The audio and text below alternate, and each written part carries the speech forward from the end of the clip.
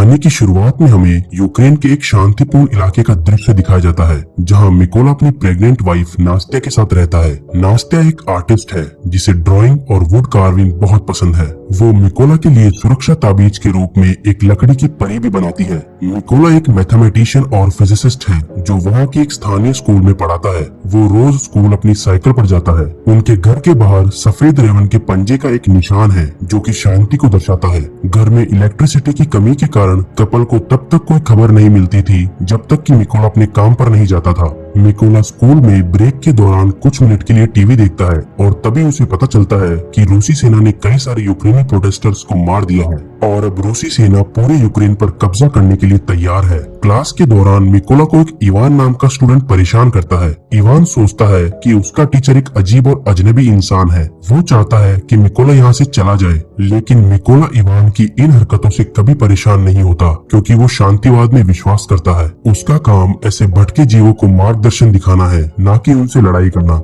एक दिन अपने काम पर जाते समय मिकोला कुछ सैनिकों को सड़क के किनारे खड़े देखता है, लेकिन वो उन पर ध्यान नहीं देता। जब अंत में वो स्कूल पहुंचता है तो स्कूल को खाली देखकर उसके होश उड़ जाते हैं। फिर टीवी पर चल रही न्यूज से उसे पता चलता है कि रशिया ने यूक्रेन पर आक्रमण कर दिया है। थोड़ी देर पहले देखे गए सैनिकों को याद करते हुए मिकोला अपनी पत्नी की चिंता करने लगता है और वो वापस अपने घर जाने का फैसला करता है, लेकिन तब तक बहुत देर हो चुकी थी क्योंकि रूसी सैनिक वहाँ नास्त्या को पीट रहे थे। और जब मिकोला अपनी पत्नी को बचाने की कोशिश करता है तो रूसी सैनिक उसे भी बंदी बना लेते हैं। रूसी सैनिक ये सुनिश्चित करने के बाद कि ये दोनों जासूस नहीं है, वो उनके घर को आग लगाकर वहाँ से जाने लगते हैं। लेकिन जब नात्सिया जवाबी कार्रवाई में उन पर पत्थर फेंकती है तो सैनिक जाने से पहले उसे गोली मारने में बिल्कुल भी संकोच नहीं करते। मिकोला पूरी तरह से टूट जाता है। अब उसके लिए सब कुछ तबाह हो चुका था। वो अपने घर को जलते हुए देखता है और अपनी मृत पत्नी के शरीर से लिपट जाता है। तभी कुछ घंटों बाद यूक्रेनी सेना के 2 सैनिकों की नजर मिकोला पर पड़ती है,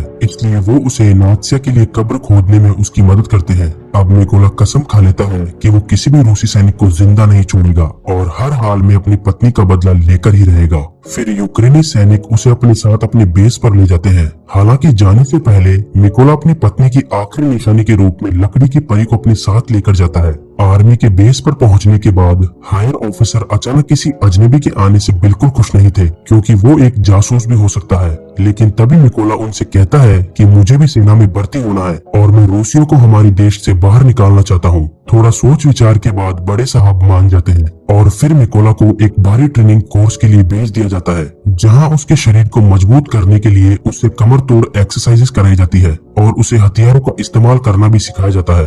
ये दोनों ही चीजें ऐसी थी जो शांतिवाद के रूप में उसने आज से पहले कभी नहीं की थी। वेपन्स को डिसअसेंबल और असेंबल करना उसके लिए विशेष रूप से एक कठिन काम था, जिसके कारण हायर ऑफिसर उसका मजाक उड़ाता है, खासकर तब जब वो कहता है कि आज से मेरा कोड नेम रेवन है। मिकोला हार नहीं मानता और देर रात तक अपनी वेपन प्रैक्टिस जारी रखता है और वो लकड़ी की परी को भी अपने पास रखता है ताकि उसे अपना लक्ष्य अच्छे से याद रहे। कुछ हफ्तों बाद ट्रेनिंग कर रहे लोगों को पता चलता है कि मोर्चे पर पर्याप्त स्नाइपर्स नहीं है और सेना इस काम के लिए वॉलंटियर्स की तलाश कर रही है। इस काम में बहुत से लोग रुचि नहीं रखते, लेकिन मिकोला तुरंत वॉलंटियर बन जाता है, जिसे देखकर वहाँ मौजूद सभी लोग उस पर हंसने लगते हैं। मिकोला फिर भी हार मानने को तैयार नहीं था। वो खुद को साबित करने के लिए एक चैलेंज लेता है।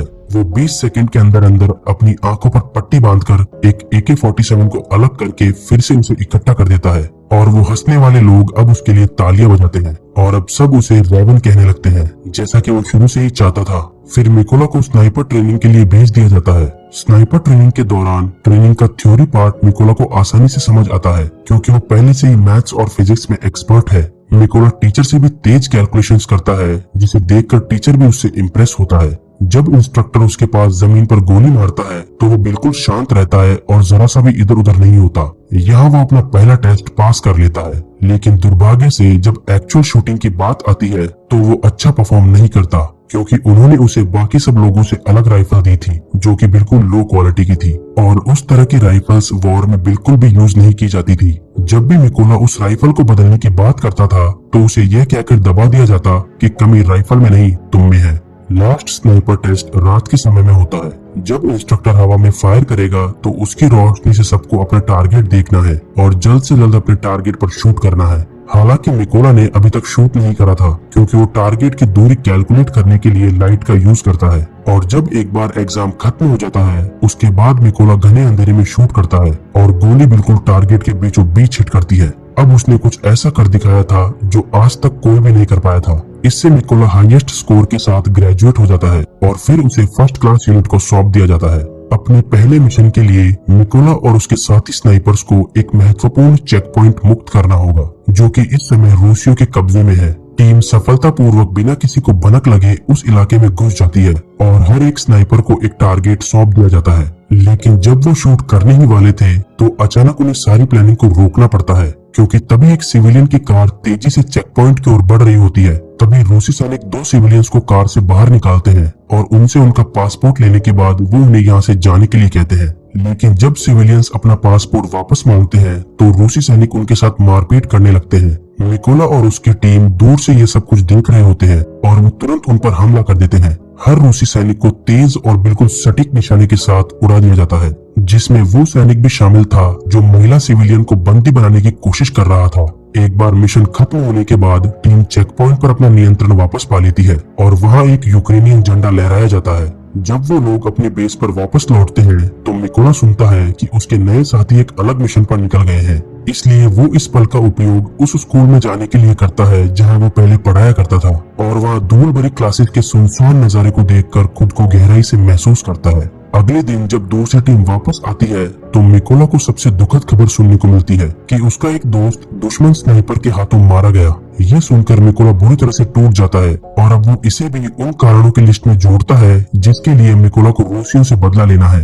अगले मिशन के लिए मिकोला की टीम अपने दुश्मन को उसकी औकात दिखाने के लिए जंगल में उनका इंतजार करती है, लेकिन घास में छुपने से पहले वो पेड़ों के नीचे कई सारे बॉम्ब छुपा देते हैं। जब रूसी सैनिक जंगल में दिखाई देते हैं तो मिकोला उन्हें गोली मारने से हिचकिचाता है क्योंकि वो कुछ ऐसा देखता है जिस पर उसे विश्वास नहीं होता। इवान रूसी सेना में शामिल हो जाता है और वो अपने साथियों के साथ इसी तरफ आ रहा होता है। जब कैप्टन मिकोला को गोली मारने का आदेश देते हैं तो वो इस ख्याल से बाहर निकलता है और डेटोनेटर को गोली मार देता है, जिससे इवान के साथ साथ हर एक रूसी सैनिक की मौत हो जाती है। जब कैप्टन उससे पूछते हैं कि क्या बात थी तो मिकोला बताता है कि इनमें से एक लड़का इवान था जिसे मैं स्कूल में पहले पढ़ाया करता था। तो कैप्टन उसे कहते हैं कि वो इवान की इच्छा थी कि उसे वॉर में किस तरफ रहना है, इसमें तुम्हारी कोई गलती नहीं है।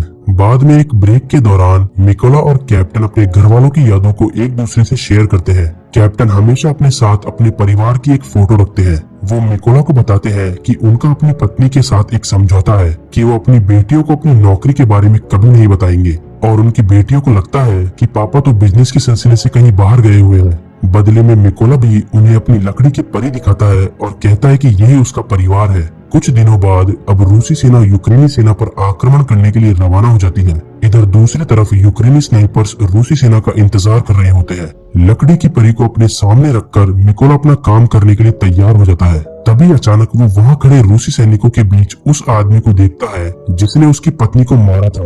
बदले के लिए बेताब मिकोला कैप्टन से गोली मारने की अनुमति मांगता है, लेकिन कैप्टन उसे थोड़ा रुकने के लिए कहते हैं क्योंकि दुश्मन अभी सही पोजीशन में नहीं है। आखिरकार मिकोला अपना आपा खो देता है और उस सैनिक को गोली मार देता है और उसकी मौत हो जाती है। लेकिन इसी गलती की वजह से वो एक छिपे हुए स्नाइपर को अपनी लोकेशन भी बता देता है, जो तुरंत जवाबी कार्रवाई में कैप्टन को मार देता है। फिर रूसी सैनिक उन पर बम फेंकते हैं और अंधाधुंध फायरिंग करते हैं, लेकिन मिकोला हर गोली और बम को चकमा देकर कैप्टन के शरीर को घसीटता है। कुछ घंटों बाद जब मिकोला अपनी बेस पर वापस आता है तो एक हायर ऑफिसर उससे वादा करता है कि कैप्टन को मारने वाले स्नाइपर का पता जरूर लगाया जाएगा और जब एक बार हम उसे ढूंढ लेंगे तो उसका खात्मा करने हम तुम्हें ही भेजेंगे। इस बीच मिकोला अब से हर मिशन पर अकेले जाने का फैसला करता है। उसकी स्नाइपर स्किल्स दिन ब दिन बेहतर होती जा रही है और वो कई रशियन स्नाइपर्स को मिनटों में ढेर कर देता है। कई बार वो जोखिम भरे कदम भी उठाता है जिसके कारण उसके हाथ में गोली भी लग जाती है। मिकोला अपने आप को रिकवर करने के लिए एक सीक्रेट जगह पर जाता है,